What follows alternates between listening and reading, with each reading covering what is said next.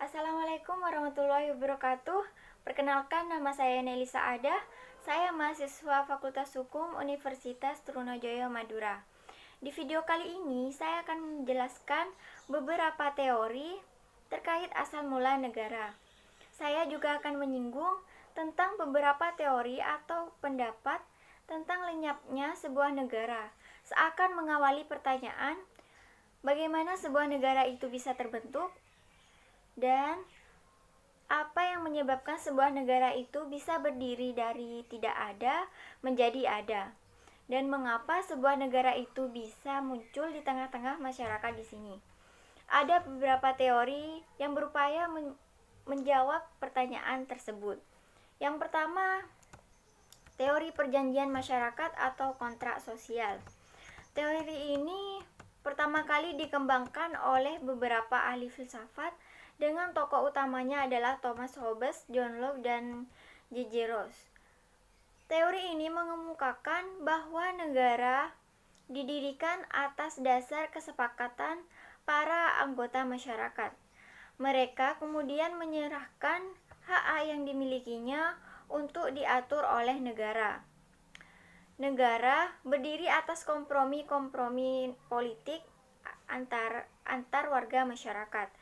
Maka kelangsungan negara yang dibentuk sangat tergantung dari bagaimana warga masyarakat mampu saling bekerja sama dan mengakomodasikan setiap perbedaan yang muncul dengan jalan dialog atau musyawarah.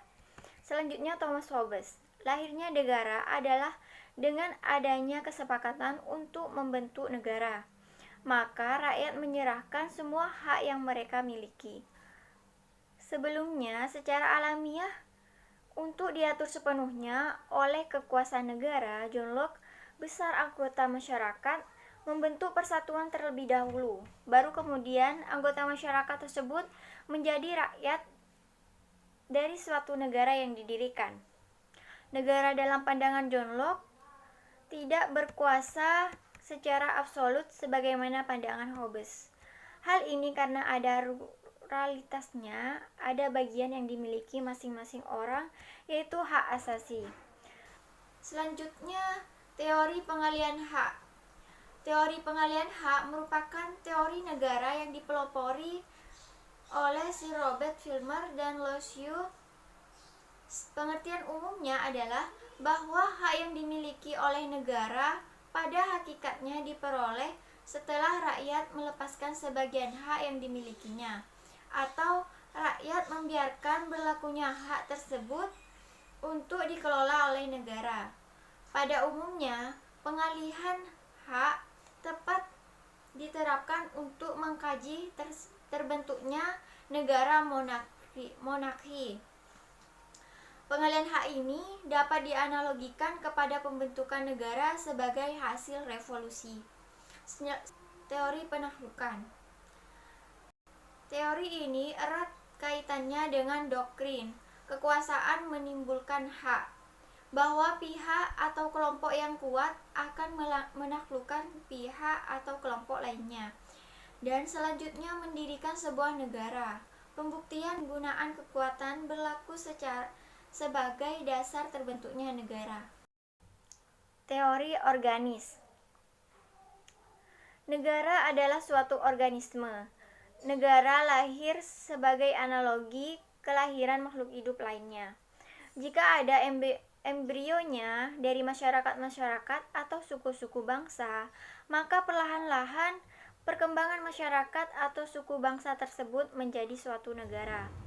Teori organis mengenal lahirnya negara dapat dianalogikan dengan teori historis atau teori evolusi. Negara tumbuh sebagai hasil suatu evolusi yang memerlukan proses panjang.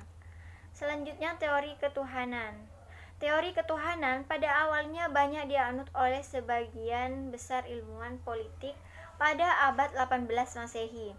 Dengan tokohnya Thomas Aquinas, kekuasaan atas negara dan terbentuknya negara adalah karena hak-hak yang dikaruniai oleh Tuhan.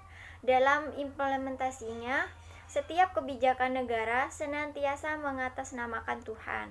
sehingga rakyat harus mematuhi apa yang telah diputuskan pemimpinnya. Teori garis kekeluargaan. Menurut teori ini, negara dapat terbentuk dari perkembangan suatu keluarga yang menjadi besar dan kemudian bersatu membentuk negara. Sehingga negara yang terbentuk ada kalanya menganut garis kekeluargaan berdasarkan garis ayah dan bahkan ada kalanya garis ibu. Kemudian teori metafisis atau idealistis. Teori metafisis banyak mendapat pengaruh dari para ahli filsafat. Dengan tokohnya yang terkemuka adalah Immanuel Kant. Negara ada, lahir, dan terbentuk karena memang seharusnya ada dengan sendiri. Maka ketika jumlah manusia semakin banyak, secara otomatis negara akan lahir dengan sendirinya.